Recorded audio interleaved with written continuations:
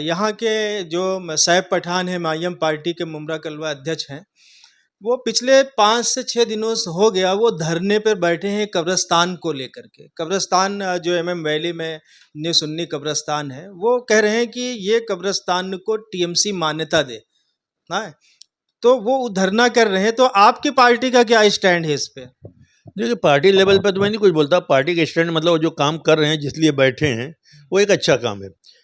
जैसे वहाँ पे आज तकरीबन 6,000 से ज़्यादा तदफीन लोगों को वहाँ पे तदफीन हो चुकी है, वहाँ दफन कर दिए गए हैं। और आज ये मेरे ख्याल से जब ये कोरोना पीरियड था 2020 से वो शुरू हुई कब्रिस्तान, 2 बार उसकी भरनी हो चुकी है। तो जब उन्होंने कब्रिस्तान अलाट कर दिया, अगर उसका पेपर दे दिया, ये लागू कर दिया कि भाई यहाँ पे तदफीन कर सकते हैं, तो एक उनको जो पेपर मांगा जा रहा है कि उनके रिकॉर्ड में कब्रिस्तान करके होना चाहिए, वो नहीं है, उसको करके देना चाहिए। अच्छी अभी कल रात में नजीमुल्ला भी गए थे सैफ पठान से मिलने के लिए। भाई देखिए, अगर अगर किसी लीडर की बात आ रही है कि वो लीडर उस कब्रिस्तान के लिए जिम्मेदार है, तो मैं समझता हूँ जितना वो जिम्मेदार होगा उतना ये भी जिम्मेदार होंगे। क्योंकि एक ज़माना था कि ये चोली दामन के साथ था इन लोग का।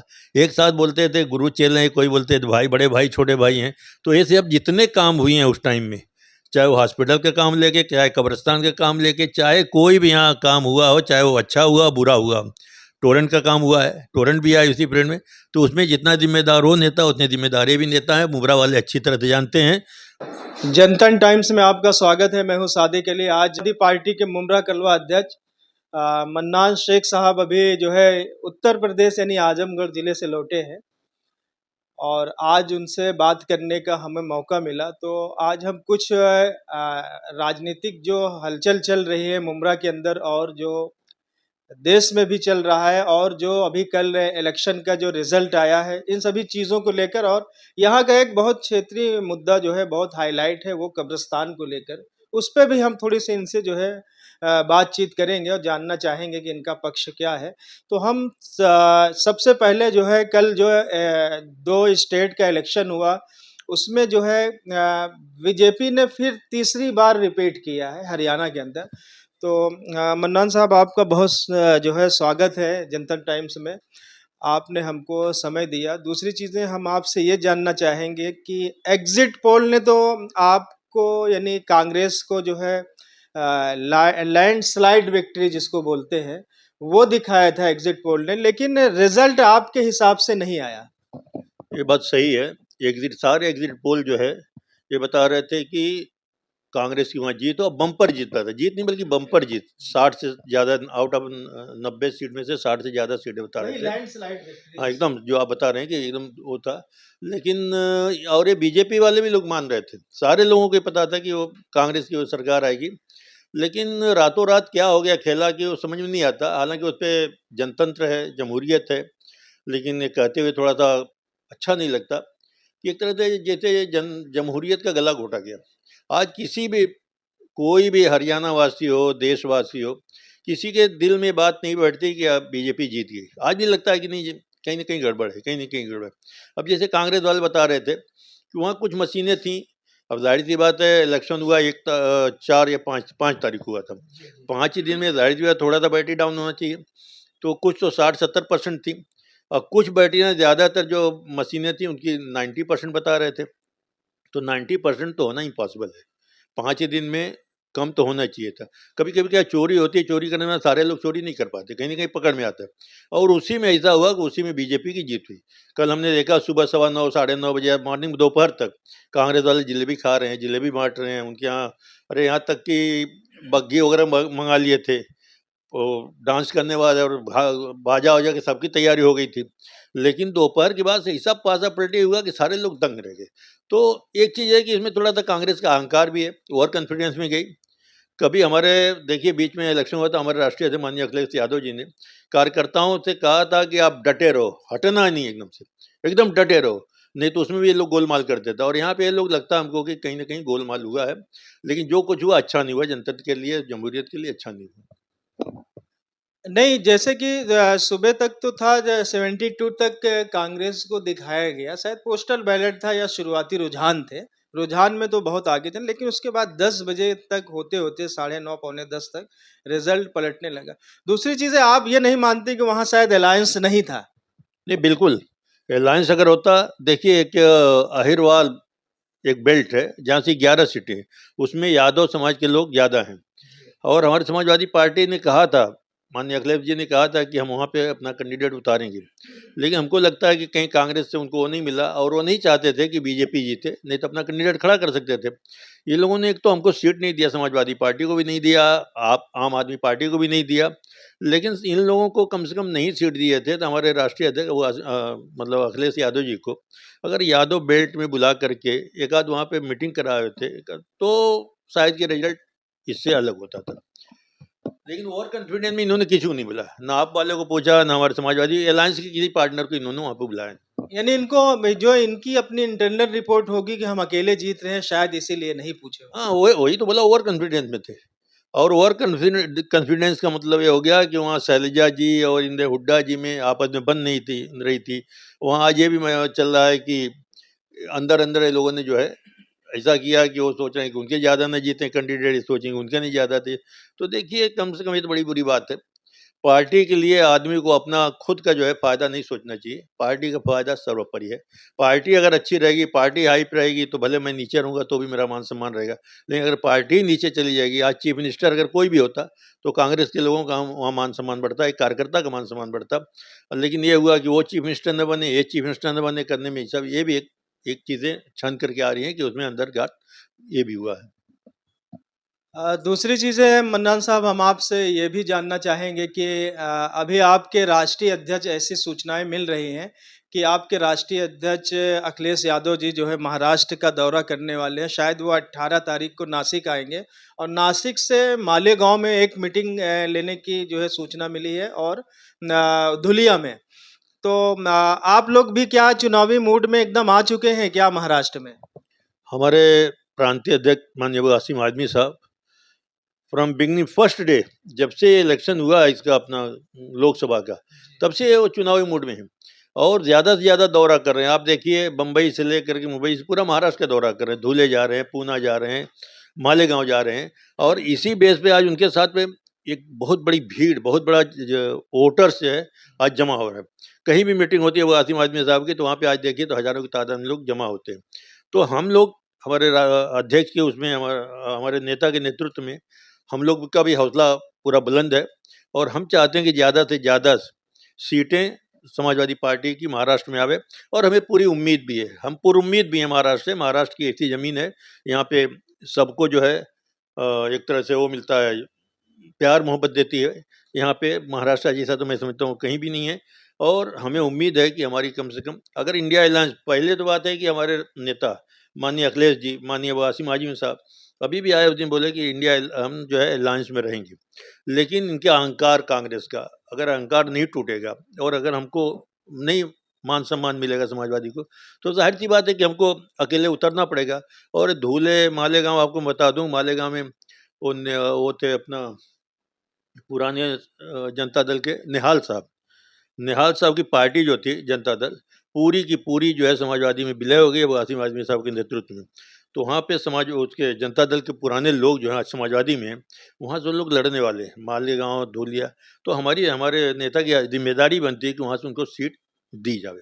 नहीं, मेरा कहने का मतलब है जैसे कि अभी तो इलेक्शन डिक्लेयर नहीं हुआ, लेकिन आपके राष्ट्रीय अध्यक्ष महाराष्ट्र में एंट्री कर रहे हैं, तो कहीं ये दबाव तो नहीं है? जैसे टिकट आपके यहाँ जो है सुनने में आया था कि आप लोग 12 सीट चाहते हैं महाराष्ट्र के अंदर, तो कुछ ऐसा तो नहीं है? भाई देखिए, हमारे नेता अबू आसिम आज़मी साहब ने बार बार कहा कि हम 12 सीट मांग रहे हैं, लेकिन हम उस पर पकड़ के नहीं बैठे हैं। हम चाहते हैं कि एक म्यूचुअल अंडरस्टैंडिंग बने, हमको एक मान सम्मान के साथ जो भी सीट मिल गई, हमारे नेता उस पर विचार विमर्श करेंगे, उसको मान लेंगे। लेकिन अगर इंडिया अलायंस हमको नहीं जगह दी, हमारे नेता को मान सम्मान नहीं मिला, तो हम लोग हर जगह से, खासतौर से मुस्लिम बेल्ट जहाँ पे हैं, वहाँ से हमारे नेता अबू आसिम आज़मी साहब कैंडिडेट हैं। कैंडिडेट तो हमारे बहुत पड़े हुए हैं। अब भिवंडी दोनों सीट हम देखिए रियासत वहाँ से लड़े हैं, हमारे जो है गोंडी से हमारे नेता खुद ही हैं। और बहुत सारी ऐसी सीटें मालेगांव धुले में भी हमारे हैं, पूना के लोग भी आ रहे हैं। मैं आपको बता दूं, मैंने कहा नहीं है वासिम आज़मी साहब से, मुझसे एक पंडित तिवारी जी ने कहा कि अगर कल्याण वेस्ट की सीट आप मांगते हैं और आपको मिलती है तो हम आपकी पार्टी में ज्वाइन होने को तैयार हैं, हम पूरे उत्तर प्रदेश में भी काम करेंगे। लेकिन यहाँ से हमको मैंने कहा भाई ये हाई लेवल की बात है, मैं बातें नहीं कर सकता। तो लोगों का एक रुझान समाजवादी पार्टी की तरफ से है और इंशाल्लाह उसका रिजल्ट बहुत अच्छा आएगा। और हमारे राष्ट्रीय अध्यक्ष माननीय अखिलेश जी आ रहे हैं, तो एक कार्यकर्ताओं में जोश भरने के लिए, हौसला अफजाई करने के लिए, हमारे नेता हमारे कार्यकर्ताओं को हौसला अफजाई के लिए आ रहे हैं। और एक दिन रुकेंगे, वो 18 को आएंगे, 19 को जाएंगे। तो उसमें सारे पूरे महाराष्ट्र के कार्यकर्ता वहाँ पे ज़्यादा से ज़्यादा लोग आएंगे, उनकी बात को सुनेंगे, उनका इंस्ट्रक्शन जो होगा, उनका जो निर्देश होगा, आदेश होगा, हम सब लोग मिलकर के उसका पालन करेंगे। एक खबर ऐसी भी जो है सोशल मीडिया के जरिए और भी सारी चीज़ों के से मालूम हुई कि इस बार गोंडी में अबू आसिम आजमी को ही घेरने की कोशिश की जा रही। वो तो देखिए, बहुत सारे लोग बहुत दिनों से, आज नया बात नहीं, बहुत दिनों से वो आसिम आजमी साहब को घेरने की कोशिश करते हैं। नहीं, अल्लाह करीम है, वो आसिम आजमी साहब की नीयत साफ है और हमेशा जो है वो अपने अपने बल पे, ऊपर वाले का नाम लेकर अपने बल पे आगे बढ़ते रहे हैं और आज भी आगे बढ़ेंगे। उनका घेरने का कोई कुछ असर नहीं पड़ेगा। नहीं, अजीत दादा पवार गुट से जो है शायद नवाब मलिक का नाम जो है सोशल मीडिया में भी चला। तो फिर इससे तो ये होगा कि अबू आसिम आजमी अपने ही घर में गिर गए। नहीं, अब आसिम आजमी साहब गिरेंगे नहीं, देखिए इंशाल्लाह। बात ये हो रही है कि अजीत पवार गुट हो, चाहे शिंदे गुट हो, चाहे कोई गुट हो, वहाँ पे एज ए मुस्लिम खासतौर से नवाब मलिक को अब आसिम आजमी साहब के सामने नहीं आना चाहिए। हम चाह रहे हैं कि ये दोनों लीडर असेंबली में पहुँचे, अलग अलग जगह से पहुँचे। अब जाहिर सी बात है, यहाँ पे जब आएंगे तो एक आदमी उसमें से जाएगा, एक आदमी बैठ जाएगा और उम्मीद है कि इंशाल्लाह अब आसिम आजमी साहब को वहाँ पे कोई नहीं, क्योंकि उनका काम बोलता है और उनका जो है पूरा वक्त वहाँ देते हैं। आज भी देखिए, कल कोई एक्सीडेंट हो गया था तो आज मैं देखा वहाँ चटाई पे सब लोग बैठे हैं, वहाँ पे जाकर हमारे अंदर अबू आसिम आजमी साहब उनकी मतलब कि वो कर रहे हैं, एक दुख पर व्यक्त करने के लिए उनके घर पहुँचे हैं और उन्होंने मांग की है सरकार से कि यहाँ तो डंपिंग के बंद होनी चाहिए, फिर डंपर जो चल रहा है उस पर स्पीड ब्रेकर और वो डंपर के जरिए बहुत सारे एक्सीडेंट होते हैं। तो अब आसिम आजमी साहब गली गली में अपने इलाके में पूरा काम करते हैं और लोगों से मिलते जुलते हैं। इंशाल्लाह वहाँ पे वो भारी बम्पर मेजॉरिटी से जीतेंगे। अब हम आपसे मुमरा के कुछ मुद्दों पे बात करेंगे। अभी एक बहुत हॉट मैटर चल रहा है। यहाँ के जो सैफ पठान है, मायम पार्टी के मुमरा कलवा अध्यक्ष हैं, वो पिछले 5 से 6 दिनों से हो गया वो धरने पर बैठे हैं कब्रिस्तान को लेकर के। कब्रिस्तान जो एमएम वैली में न्यू सुन्नी कब्रिस्तान है, वो कह रहे हैं कि ये कब्रिस्तान को टीएमसी मान्यता दे। हाँ, तो वो धरना कर रहे हैं। तो आपकी पार्टी का क्या स्टैंड है इस पे? देखिए, पार्टी लेवल पे तो मैं नहीं कुछ बोलता। पार्टी के स्टैंड मतलब वो जो काम कर रहे हैं, जिस लिए बैठे हैं, वो एक अच्छा काम है। जैसे वहाँ पे आज तकरीबन 6000 से ज़्यादा तदफीन लोगों को वहाँ पे तदफीन हो चुकी है, वहाँ दफन कर दिए गए हैं। और आज ये मेरे ख्याल से जब ये कोरोना पीरियड था 2020 से वो शुरू हुई कब्रिस्तान, 2-2 बार उसकी भरनी हो चुकी है। तो जब उन्होंने कब्रिस्तान अलॉट कर दिया, अगर उसका पेपर दे दिया, ये लागू कर दिया कि भाई यहाँ पे तदफीन कर सकते हैं, तो एक उनको जो पेपर मांगा जा रहा है कि उनके रिकॉर्ड में कब्रिस्तान करके होना चाहिए, वो नहीं है, उसको करके देना चाहिए। अच्छी मांग है। सैफ पठान अच्छे आदमी हैं, अच्छी उनकी जो है ये अच्छी चीज़ है। और मुझे दुख है कि 5 दिन हो गए अभी तक महानगर पालिका ने उनकी बात नहीं मानी। ये देखिए, एक तरह से ये बात ऐसी हो रही है जैसे हमने टीएमसी बिल्डिंग बना, लीगल बिल्डिंग बनाया, बिल्डिंग बन के तैयार हो गई, लेकिन उसको ओसी नहीं मिली। तो ओसी जब तक नहीं मिलती है तो कहीं भी आप जाएंगे बैंक लोन लेने के लिए, ये सब करने के लिए, तो आपको लोन वगैरह मिलने में तकलीफ होती है। लेकिन वो बिल्डिंग नहीं कोई गिराएगा, बिल्डिंग नहीं गिरती है, लेकिन वो कहीं ना कहीं उसमें दाग लगी रहती है, इस बिल्डिंग की ओसी नहीं मिली। तो इस तरह से वो कब्रिस्तान तो इंशाल्लाह अब कब्रिस्तान है, अब मरते दम तो क़यामत तक वो कब्रिस्तान रहेगी। लेकिन एक चीज़ है कि 1% जो शंका है, जैसे ओसी जैसी, वो भी शंका दूर होनी चाहिए। उसी शंका को दूर करने के लिए सैफ पठान अपने ग्रुप के साथ वहाँ बैठे हैं और हम हमारी दिल से हम उनके साथ हैं, हम उनको तायद करते हैं इस मामले में। और इंशाल्लाह हमारी टीम जो है बहुत जल्द अगर रहे तो हम जाकर के उनसे मुलाकात भी करेंगे और हम कहेंगे भाई कि ये काम अच्छा है, मुबरा वासियों के लिए, मुसलमानों के लिए, उसमें हम आपका जो है, हम दिल से आपके साथ हैं। यानी आप मानते हैं कि सैफ पठान एक अच्छे कार्य के लिए बैठे हैं? हाँ, बिल्कुल मानते हैं, अच्छे काम के लिए बैठे हैं वो। अब रहा सवाल भाई, देखिए वो भी पॉलिटिकल पार्टी है। अब आप पूछेंगे भाई अगला कदम कि भाई अभी क्यों बैठे, अगला इलेक्शन देख के बैठे। तो देखिए, यहाँ से कुछ ज़राए से मालूम पड़ता है कि वो भी शायद विधायकी लड़े, वो भी विधानसभा लड़ने की तैयारी में है। तो मैं, वो भी हो सकता है कि आप सवाल वही पूछेंगे कि अभी क्यों, जब ये 4 साल 5 साल से है तो आज ही क्यों बैठे, ये तो जवाब वही देंगे। लेकिन मैं आपको पहले दे रहा हूँ कि भाई वो कुछ मकसदों का पॉलिटिकल मकसद भले हो, लेकिन एक चीज़ है कि एक सोशल मकसद है, अच्छा मकसद है, अच्छे मकसद के लिए हम देखिए हर चीज़ के 2 पहलू होते हैं। वो अपना फ़ायदा क्या लें अलग बात है पॉलिटिकल, लेकिन एक चीज़ है कि पूरी कौम की बात है, पूरी मिल्लत की बात है, पूरे मुबरा वासियों की बात है कि वो लीगल कब्रिस्तान होना चाहिए, उसका पेपर हमारे पास होना चाहिए। नहीं तो जोगी वेगी के जैसे कभी कोई पैदा हो गए तो ऐसे ही ढूँढते रहते हैं। ऐसी चीज़ ढूँढ करके हैरान करने वाली बात होगी। तो उस हैरानी से अभी से क्यों नहीं बचा जा सके? तो काम अच्छा। अभी कल रात में नजीमुल्ला भी गए थे सैफ पठान से मिलने के लिए। भई देखिए अगर अगर किसी लीडर की बात आ रही है कि वो लीडर उस कब्रिस्तान के लिए जिम्मेदार है, तो मैं समझता हूँ जितना वो जिम्मेदार होगा उतना ये भी जिम्मेदार होंगे। क्योंकि एक ज़माना था कि ये चौधरी दामन के साथ था इन लोग का। एक साथ बोलते थे गुरु चेले हैं, कोई बोलते थे भाई बड़े भाई छोटे भाई हैं। तो ऐसे अब जितने काम हुए हैं उस टाइम में, चाहे वो हॉस्पिटल के काम लेके, चाहे कब्रिस्तान के काम लेके, चाहे कोई भी यहाँ काम हुआ हो, चाहे वो अच्छा हुआ बुरा हुआ। टोरेंट का काम हुआ है, टोरेंट भी आया इसी पीरियड में, तो उसमें जितना जिम्मेदार हो नेता उतने जिम्मेदार भी नेता है। मुबरा वाले अच्छी तरह से जानते हैं। और अब ये जा करके मिले एक अलग बात है, जैसे सिंपैथी होती है कि काम अच्छा मैं भी जाकर मिल लूँ। लेकिन नजीमुल्ला तो मुमरा कलवा के तो एमएलए नहीं है ना। अरे लेकिन एमएलए को लाने वाले आज से 15 साल पहले यही हैं। उस टाइम में कोई अवार्ड को भी नहीं जानता था, नजीमुल्ला को नहीं जानता था, लेकिन वो एक मेरा ख्याल से रमज़ान ईद का मौका था जब ये आ रहे थे इलेक्शन के पहले, तभी वहाँ से पूरा कलवा और मुबरा में पोस्टर लगा। उसी टाइम अवार्ड और नजीमुल्ला का वहाँ पे बैनर लगा पूरे खंबे पे।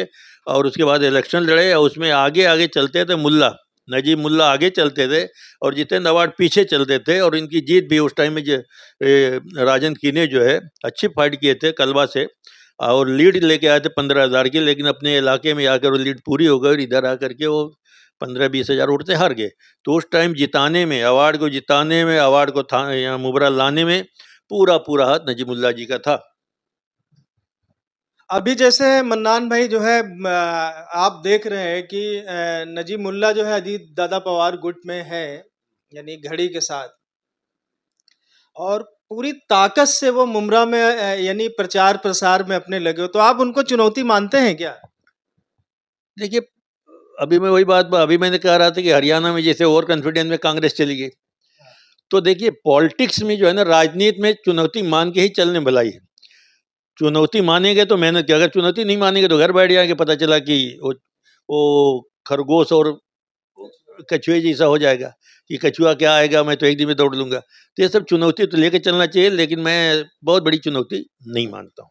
अगर इंडिया अलायंस हो गया, समाजवादी पार्टी अगर इंडिया अलायंस में रहेगी, तो मैं समझता हूँ कि अलायंस के कैंडिडेट को यहाँ पे हरा पाना बहुत मुश्किल काम है। बाकी अलग मर्जी है। आज आप देखिए जहाँ जहाँ मुस्लिम बेल्ट है, जहाँ भी देखिए, हरियाणा में रिकॉर्ड तोड़ दिए। नहीं नहीं, मेरा कहने का मतलब फिर आप ये मान रहे हैं कि अवार्ड साहब ने बहुत अच्छा काम किया? भाई देखिए अवार्ड साहब ने बहुत अच्छा काम नहीं किया तो बहुत बुरा भी काम नहीं किया। एक टोरेंट को लेकर के जो यहाँ के लोग काफ़ी परेशान हैं, उससे हट करके बाकी जो काम हुए हैं तो कोई इतने बुरे नहीं हैं। टोरेंट वाला काम तो बुरा है, टोरेंट वाला को जड़ा नहीं दिया था। एक चीज़, दूसरी चीज़, मैं अवार्ड साहब को नहीं मानता। मैं ये कह रहा हूँ कि इंडिया अलायंस का जो कैंडिडेट होगा वो जीतेगा, अवार्ड हो या कोई भी हो। मैं ये नहीं बोलता कि अवार्ड साहब ही रहेंगे, अब वो तो उनकी पार्टी का अपना वो है कि वो उनकी पार्टी किसको, बहुत सारे कैंडिडेट बदल दिए जाते हैं। अभी आपने देखा होगा बीजेपी अक्सर बदल देती है, एक ही टर्म में बदल, यहाँ तो 3 टर्म्स हो गया, तो हो सकता है शरद पवार बदल दें। तो ये नहीं कि कौन, मैं ये कह रहा हूँ कि इंडिया अलायंस के जो भी कैंडिडेट हो यहाँ पे होगा कलवा मुबरा में, वही जीतेगा चाहे कोई भी हो। जिस तरीके से अभी आप एकदम खड़े हुए हैं इंडिया अलायंस से, मान लीजिए कि अगर इंडिया अलायंस नहीं हुआ तो क्या आपका स्टैंड फिर क्या होगा? हमारा स्टैंड हमारे अबू आसिम आजमी साहब जो फैसला लेंगे, हम इनके सिपाही हैं, कार्यकर्ता हैं, और मुझे उम्मीद है कि फैसला अच्छा लेंगे, कोई ना कोई कैंडिडेट हमको देंगे यहाँ से। क्योंकि कैंडिडेट हमने पहले से मांग के रखा है। कैंडिडेट जब लड़ता है, इलेक्शन होता है, तो कार्यकर्ताओं का मनोबल बढ़ता है, पार्टी ऊपर उठ के आती है। हार जीत तो एक अलग मैटर है, कोई ज़रूरी नहीं कि 5 लोग लड़ेंगे तो 5 के 5 एक ही जीतेगा। लेकिन लड़ने से क्या होता है कि हमारे कार्यकर्ता यूनाइट होते हैं, न लड़ने से क्या होता है कार्यकर्ता टूट फूट जाते हैं, इधर चले जाते उधर। पार्टी कमज़ोर होती है, नेता कमज़ोर। देखिए जब पार्टी कमज़ोर होगी तो नेता कमज़ोर होगा। इसलिए अलायंस हो गया, हम लोग चाह रहे हैं, क्योंकि माननीय अखिलेश यादव जी ने ही सबसे पहले राहुल गांधी का हाथ पकड़ा था। अलायंस यूपी से शुरू हुआ था और यूपी से ही बीजेपी को रोकने का काम हुआ है। लेकिन हम नहीं चाहते कि हमारे नेता नहीं चाहते कि हमारे ऊपर कोई इल्ज़ाम उठे। हमारे सामने एक मकसद है, सबसे बड़ा मकसद है कि सबसे पहले बीजेपी सरकार हटे, बीजेपी के लोग जामें, उसके बाद सारे मसले हल हो जाएंगे अपने अपने आपस में। आपसे एक आखिरी सवाल हमारा है कि मुमरा में जैसे आप देखिए, अगर आप कौसा से आपको स्टेशन तक जाना है, तो यहाँ पे मन्नान भाई आप देखिए कि ट्रैफिक जाम की बहुत बड़ी जो है विकराल समस्या है। इस पे आपकी पार्टी जो है कुछ आगे कुछ प्लान करती है, करेगी क्या? कुछ ऐसा कि इसका कुछ सॉल्यूशन निकले? देखिए, ये हॉकर्स जोन बनाना सबसे बड़ा काम है। और अभी जो रिजर्व प्लाट है वहाँ पे हुआ कि हॉकर्स जोन बनेगा, एसटी डिपो बनेगा, स्टेडियम बनेगा, बच्चों का खेल का मैदान बनेगा। लेकिन सबसे पहले हॉकर्स जोन बनना चाहिए, और हॉकर्स जोन बनाने के बाद हॉकर्स को ज़बरदस्ती, मैं कहता हूँ, वहाँ पे सबको बिठाना चाहिए। फिर इधर मोहल्ले में, जब तक हॉकर्स जोन नहीं बनेगा तब तक। और ये मैटर को लेके हमने कितनी बार लेटर दिया। वो कामले जो है रात को उठाता है गाड़ियों को, जो वो करता है, इंक्रोचमेंट में है डिपार्टमेंट। मेरी बात हुई अभी, देखिए हमने एक लेटर अभी लिख के रखा है, और हम चाह रहे थे कि देखिए हमारा एक लेटर है अभी, ये हमने बालू पिक्चर को लिखा है उसको, कि भाई यहाँ पे शाम के टाइम आपने जो येलो एक लाइन लगाया है, आप देखें कि रोड के किनारे एक पीली लाइन बनाया है। तो ये हुआ था कि पीली लाइन के अंदर जो है हॉकर्स बैठेंगे। अगर पीली नहीं, लेकिन शाम होते होते 6:30-7 बजे के बाद सारे ज़्यादा से ज़्यादा पीली लाइन से आगे आ जाते हैं, रोड पूरा जाम हो जाता है और बड़ी तकलीफ जनता को होती है। इसलिए हमने तो ये प्लान बनाया था कि हम रोड बंद करेंगे यहाँ पे। लेकिन हमको लग रहा है कि आजकल कभी भी आचार संहिता लग जाएगी, तो हम लेटर देके कोई मकसद नहीं लिया। आज हम लेटर दे रहे हैं कि भाई इस पे कार्रवाई हो। नहीं होगा तो सडनली अचानक एक दिन का हम नोटिस दे करके हम यहाँ रोड बंद करेंगे, अगर हमारी बात को नहीं मानेंगे तो। क्योंकि लोगों की तकलीफ हमारी तकलीफ है, हम जनता के लिए हैं, और जनता को काफ़ी तकलीफ होती है। रिक्शे से, ऑटो रिक्शे से बैठते आधा आधा घंटा लग जाता है, या कल कोई मैयत हो जावे तो उसके लिए बेचारा हॉस्पिटल पहुंचना बहुत टेढ़ा हो जाएगा। इसलिए वो काम तो सबसे पहले होना चाहिए। खासतौर से एक लाइन उधर की जो है, वो लाइन पूरी जाम हो जाती है शाम के टाइम में, जो कि बड़ी दुखद है।